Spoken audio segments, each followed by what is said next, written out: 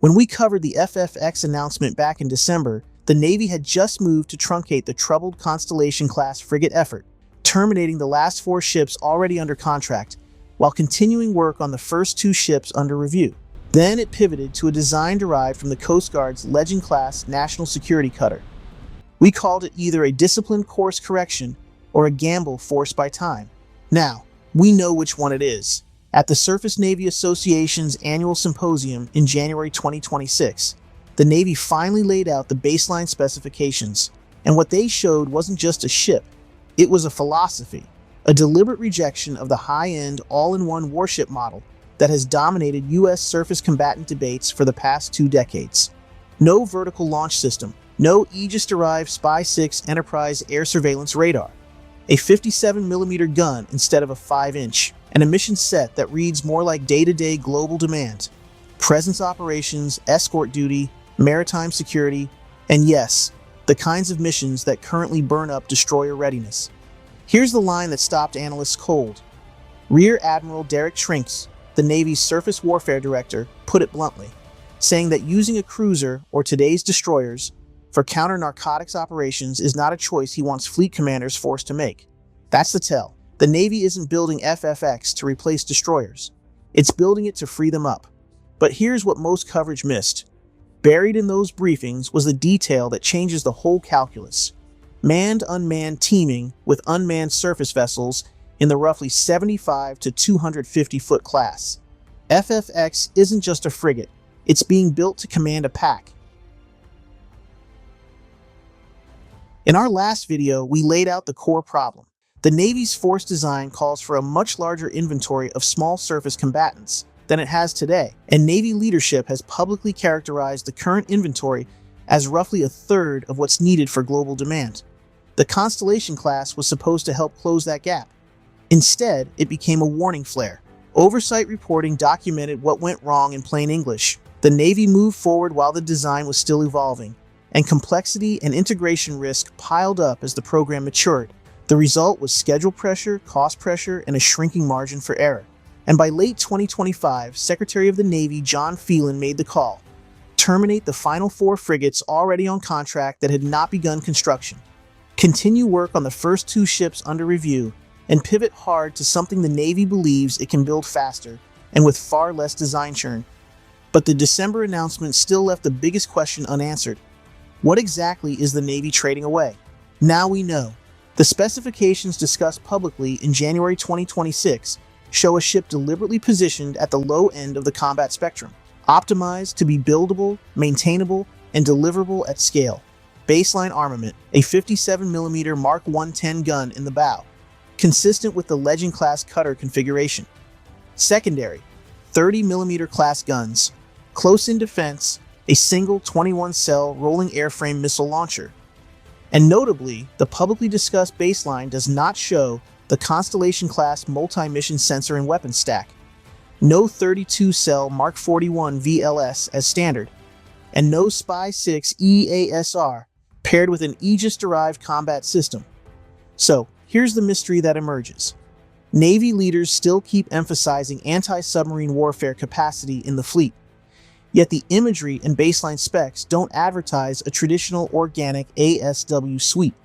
So, where does the ASW come from? Remember that manned-unmanned teaming detail. We'll come back to it. To understand what the Navy is actually building, you have to understand where it fits in the larger force design.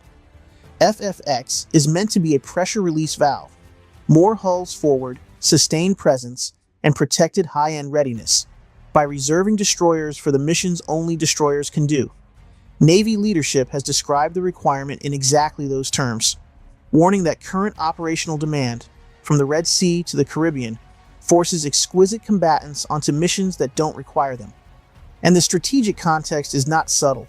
U.S. government assessments have long projected that China's Navy, the world's largest by ship count, was expected to grow to roughly 395 ships by 2025 and 435 ships by 2030. That pressure is being felt in the shipbuilding base. Official reporting to Congress routinely emphasizes that U.S. shipbuilding is constrained by workforce, supplier throughput, and the cascading effects of delays across programs. So the Navy's design choices for FFX are engineered around one central principle: don't repeat what broke Constellation.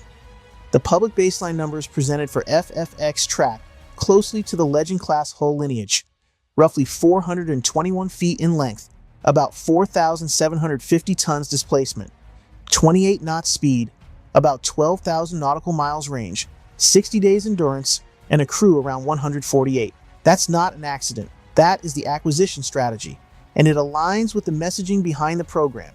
Leverage an existing design and production baseline, then iterate in flights, getting hulls into the fleet first and adding capability over time without detonating the schedule. But here's what they're betting on. The systems that make FFX relevant in a Pacific fight are not all baked into the ship on day one.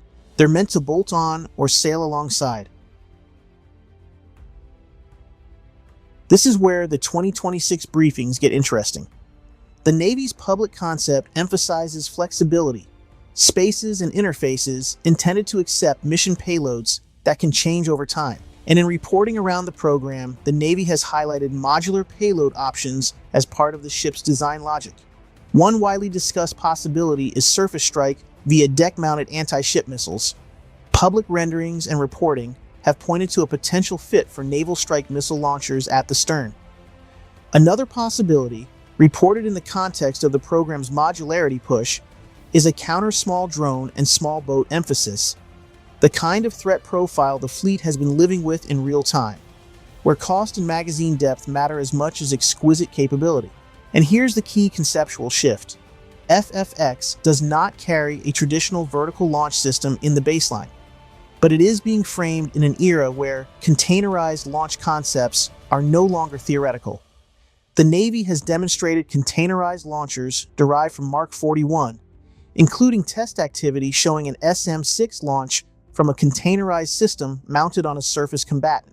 The Navy has not publicly committed to any specific long-range missile loadout for FFX via containerized systems, but the direction is clear. Separate the hull from the payload wherever possible and keep options open for future flights.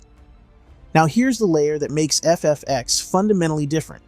In official language relayed through congressional reporting, the Navy has described FFX as being designed to command groups of unmanned vessels, effectively acting as a mothership that can build tailored force packages depending on what sensors and weapons ride on those unmanned craft.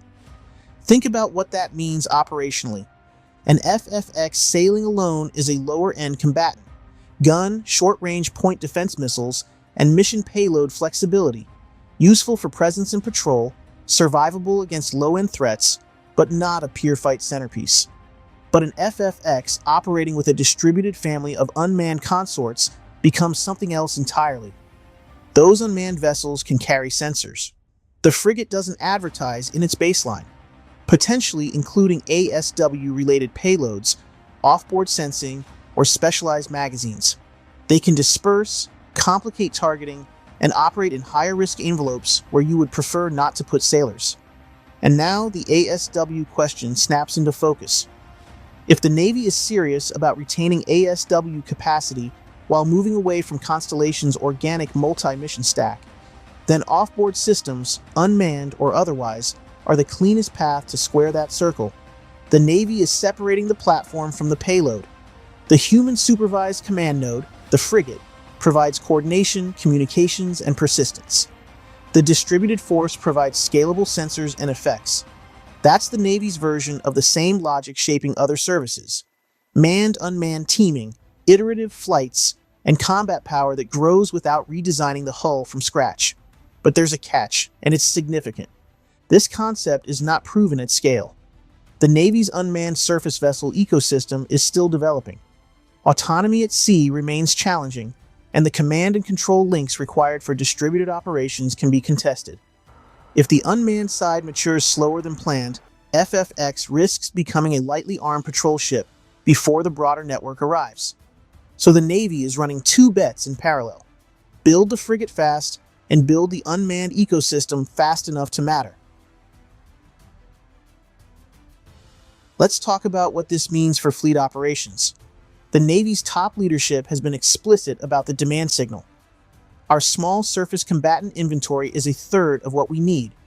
And the goal is to close the gap while keeping destroyers focused on the high-end fight. Because right now, high-end ships are doing low-end work. Multi-billion-dollar destroyers are pulled into missions like maritime security and counter-narcotic support. Air defense ships escort traffic that doesn't require an Aegis baseline. Every destroyer assigned to a low-end mission is a destroyer not training or positioned for the fight that actually determines deterrence. FFX changes that calculus if the Navy holds discipline. And there's an industrial dimension that matters just as much. The Navy's acquisition messaging emphasizes a lead yard approach with competitive follow-on options. Multiple yards, one baseline, stable configuration, and flight upgrades over time. That model worked for DDG-51. It only works again if the design stays stable. Constellation became the anti-pattern. Design instability drove rework, schedule slips, and cost growth. FFX is designed to break that cycle by leaning hard on heritage, commonality, and minimal structural change, then growing capability through later flights. But here's the risk nobody wants to discuss. The Navy has a pattern. Programs launch fast and disciplined, then requirements creep begins, weight grows, schedules slip, costs climb, and the fleet waits while the cycle repeats.